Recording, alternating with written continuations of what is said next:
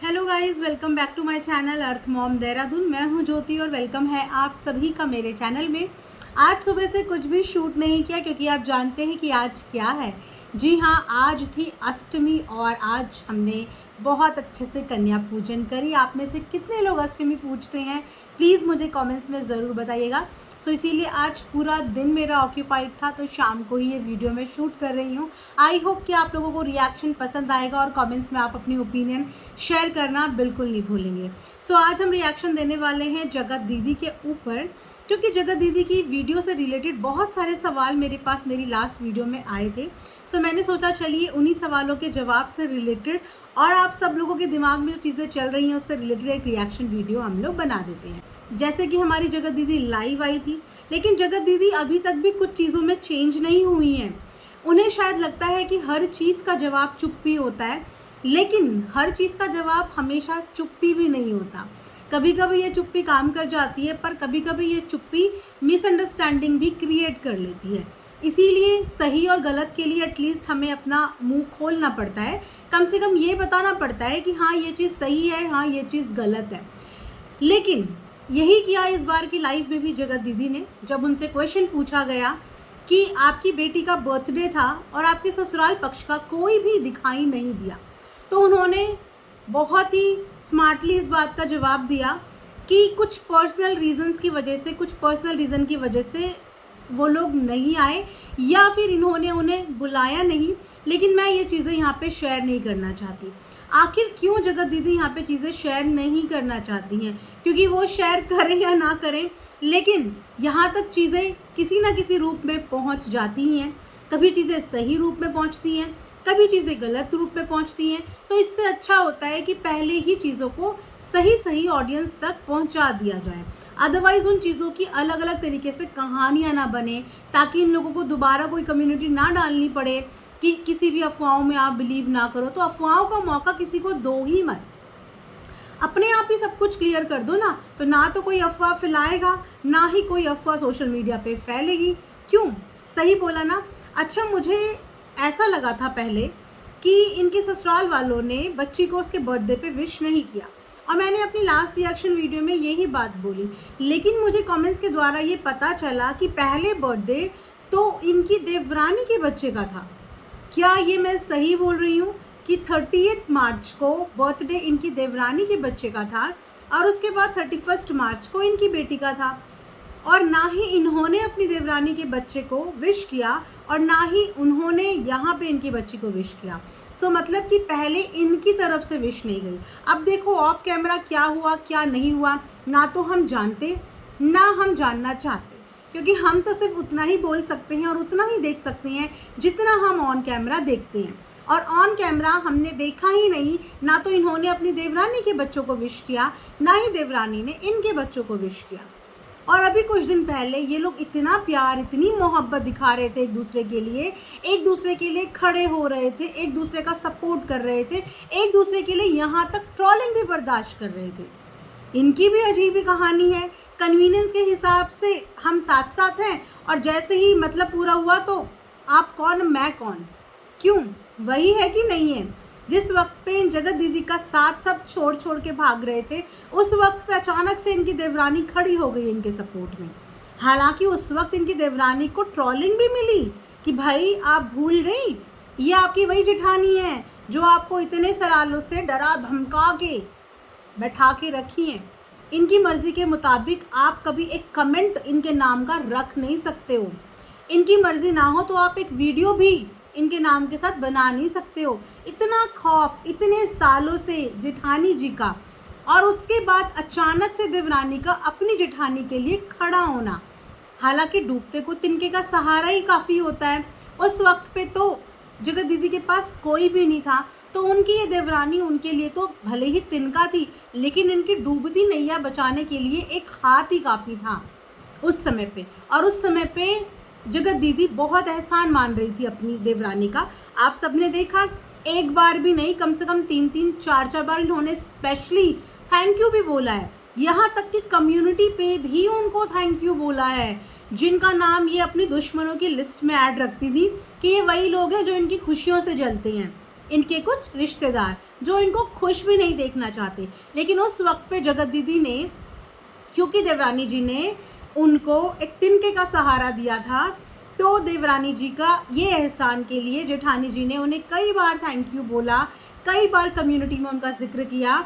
In fact अभी कुछ event से रिलेटेड भी कुछ इशू हुआ था बीच में, उस पर भी देवरानी ने आके कुछ बोला था। दोनों ने एक दूसरे का स्टैंड लिया था। तो फिर ये सब चीज़ें आखिर हुई कैसे?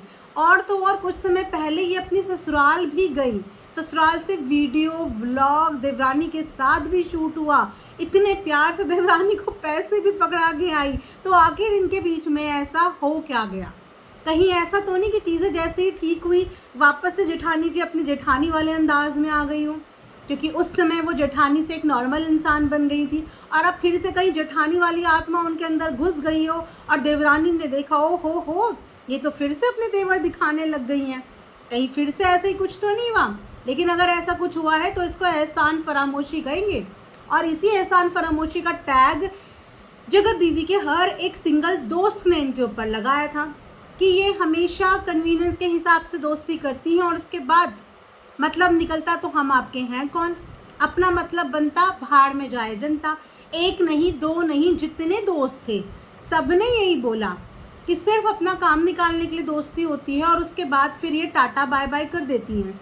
तो ऐसे ही क्या जेठानी देवरानी के बीच में हो गया है कि देवरानी ने बुरे वक्त में साथ दिया और बुरे वक्त में साथ देने वाले को तो इंसान हमेशा याद रखता है ना। ऐसा थोड़ी कि आपका बुरा वक्त निकल गया और उसके बाद अब आप सामने वाले के जिक्र भी करना ज़रूरी ना समझो। जब सबने सवाल पूछे तो भी खुल के उनका नाम नहीं लिया, थोड़े दिन पहले तो उनका पूरा नाम लिया जा रहा था और अब लाइव में उनका नाम लेने से भी एतराज़ हो रहा था, ससुराल बोलने से भी एतराज़ हो रहा था और बोला गया ये हमारी पर्सनल चीज़ें हैं। चीज़ें चाहे कितनी भी पर्सनल हो, लेकिन क्या एक दादा दादी अपनी पोती के बर्थडे में नहीं आना चाहेंगे? प्रॉब्लम चाहे कितनी भी हो, क्या एक दादा दादी को उनकी पोती के बर्थडे में बुलाने का आपको ज़रूरत नहीं थी?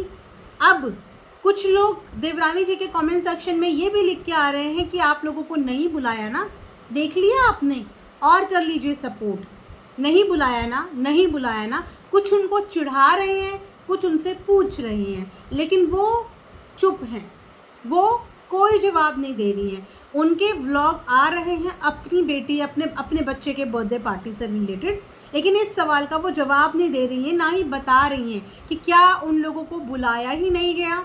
तो फिर जिस वक्त पे सगाई हो रही थी उस वक्त पे उन्हें बुला के उनको डांस तक करवाया जा रहा था। शायद उस समय ये दिखाना था कि मेरी शादी से मेरे इन लॉज को कोई भी प्रॉब्लम नहीं है, मेरे इन लॉज मेरी शादी से खुश हैं, और शायद वो लोग खुश थे भी, इसीलिए उस समय उनको बुलाया गया। लेकिन अब उनके खून का ही जन्मदिन था, उनके बच्चे की आखिरी निशानी, उनके बच्चे की आखिरी निशानी का ही जन्मदिन था। उनको बुलाया क्यों नहीं गया और वो आए क्यों नहीं? ऑब्वियसली ये सवाल है और ये एक मुद्दा भी है, और ऑडियंस ये जानना भी इसीलिए चाहती है क्योंकि ऑडियंस ने नहीं बोला था कि आप अपना भरत मिलाप दिखा दो, आप सबने अपना मिलाप दिखाया। तो अब अगर नहीं दिखेगा तो पूछेंगे तो, और आप हमेशा की तरह टरका नहीं सकते कि पर्सनल है, वहाँ से देवरानी कह रही है पर्सनल है। आप लोगों की लाइफ में पर्सनल है क्या? सब कुछ तो कैमरे के आगे है, बर्थडे पार्टी कैमरे के आगे है, बर्थडे कैमरे के आगे हैं, लड़ाई झगड़े कैमरे के आगे, सब कुछ कैमरे के आगे हो गया। तो अब पर्सनल ऐसा क्या पर्सनल जो उस बच्ची के बर्थडे से भी ज़्यादा ज़रूरी था? राइट? सवाल है ना आप सबके दिमाग में, लेकिन आप सबको ये भी पता है कि जगत दीदी जवाब नहीं देंगी, है ना? लेकिन जवाब आ जाएगा ये भी आप सबको पता है। अब जवाब कैसे आएगा, कहाँ से आएगा, आ जाएगा, लेकिन क्योंकि ये सोशल मीडिया है या हवाओं में सब कुछ मिलता है। अब जैसे कि जगत दीदी का जो भी चीज़ें हुई, क्या कभी किसी ने सोचा था कि ये आएगा सोशल मीडिया पे? लेकिन हवाओं में उड़ते उड़ते सब आया ना। ऐसे ही क्या हुआ है ये नहीं बताएंगे तो हवाओं में उड़ते उड़ते आ ही जाएगा। इसके अलावा जगत दीदी ने अपनी लाइव में एक और चीज़ की बात करी थी, वो थी इवेंट की। इससे पहले भी एक इवेंट गया, उस इवेंट के चक्कर में भी कुछ ना कुछ कंट्रोवर्सी हुई थी, लेकिन उस कंट्रोवर्सी को स्मार्टली दबा दिया गया।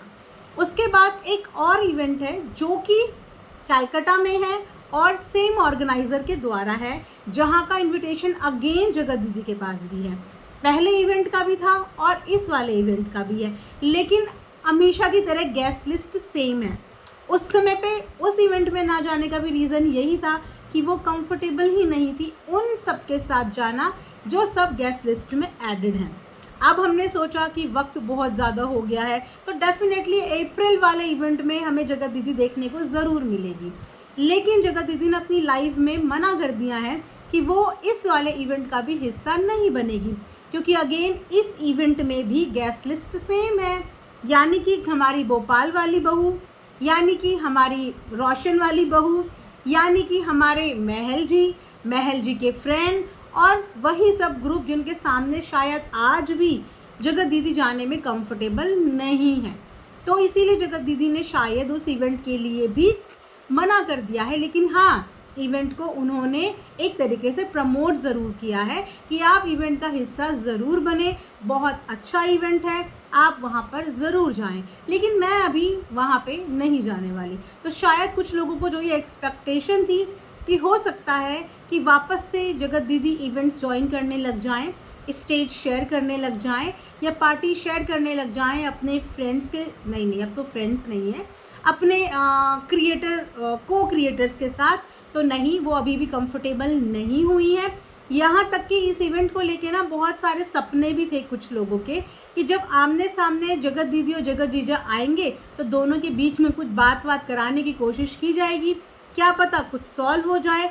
तो अब जब जगत दीदी वहाँ जाएंगी ही नहीं तो दोनों आमने सामने आएंगे ही नहीं, तो अगर जिनके जो ड्रीम थे उनको साथ में बात कराने का कुछ, वो भी शायद पॉसिबल हो ही नहीं पाएगा, क्योंकि उन्होंने इस इवेंट का हिस्सा बनने से फ़िलहाल मना कर दिया है, जो कि मैंने लाइव में सुना। उसी के साथ साथ गिफ्ट अनबॉक्सिंग व्लॉग भी आया, 2 पार्ट में आया। आप अगर पार्टी हुई है तो गिफ्ट ना दिखाया जाए, ऐसा तो होता नहीं। हर एक कंटेंट क्रिएटर का ये एक हिस्सा होता है फंक्शन के दौरान कि पहले फंक्शन की वीडियोस आती हैं, उसके बाद गिफ्ट अनबॉक्सिंग की वीडियोस आती हैं।